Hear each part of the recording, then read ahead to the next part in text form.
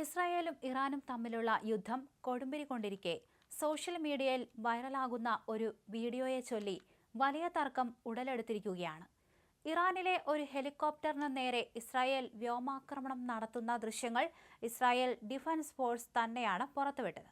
എന്നാൽ ഇസ്രായേൽ തകർത്തത് യഥാർത്ഥ ഹെലികോപ്റ്റർ അല്ലെന്നും മറിച്ച് നിലത്ത് വരച്ചു ചേർത്ത ഒരു ചിത്രം മാത്രമാണെന്നുമാണ് സോഷ്യൽ മീഡിയയിലെ ഒരു വിഭാഗം വാദിക്കുന്നത്. പശ്ചിമേഷ്യൻ യുദ്ധം രൂക്ഷമാകുന്നതിനിടെ ഇസ്രായേൽ പ്രതിരോധ സേന മാർച്ച് 4-ന് തങ്ങളുടെ ഔദ്യോഗിക എക്സ് ഹാൻഡിലിൽ ഒരു വീഡിയോ പങ്കുവച്ചു. ഇറാന്റെ മണ്ണിലുള്ള അത്യാധുനിക MI-17 ഹെലികോപ്റ്ററിനെ മിസൈൽ ആക്രമണത്തിലൂടെ തകർക്കുന്ന ദൃശ്യങ്ങളായിരുന്നു അത്. എന്നാൽ വീഡിയോ സൂക്ഷ്മമായി പരിശോധിച്ച പലരും വിചിത്രമായ ചില കാര്യങ്ങൾ ചൂണ്ടിക്കാണിച്ച് രംഗത്ത് വന്നു.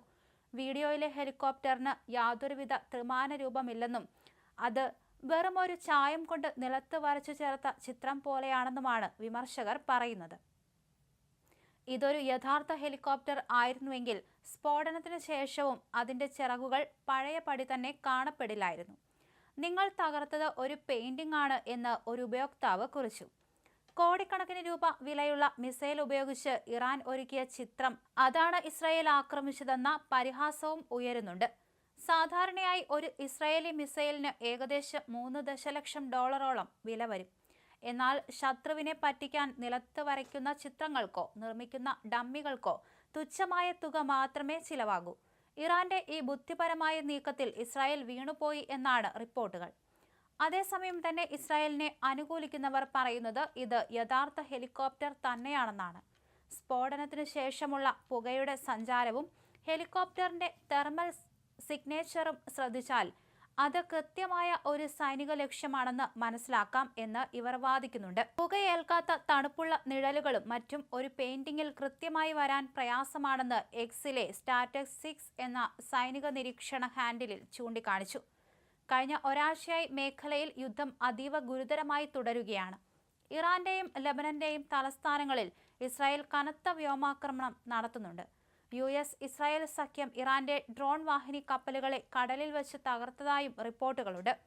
ഇറാന്റെ തിരിച്ചടി വരും ദിവസങ്ങളിൽ വർദ്ധിക്കുമെന്ന് US പ്രതിരോധ സെക്രട്ടറി പീറ്റ് ഹെഗ്സത്ത് മുന്നറിയിപ്പ് നൽകി കഴിഞ്ഞു. സൈനിക ശക്തിക്ക് പുറമെ ഇത്തരം പ്രചരണ യുദ്ധങ്ങളും ഇരു രാജ്യങ്ങളും തമ്മിൽ സജീവമാണ്. തങ്ങൾ തകർത്തത് യഥാർത്ഥ ലക്ഷ്യം തന്നെയാണോ എന്ന കാര്യത്തിൽ ഇസ്രായേൽ സൈന്യം ഇതുവരെ ഔദ്യോഗികമായി കൂടുതൽ വിശദീകരണം നൽകിയിട്ടില്ല. വീഡിയോ ഇപ്പോഴും IDFന്റെ സോഷ്യൽ മീഡിയ പേജുകളിൽ ലഭ്യമാണ്.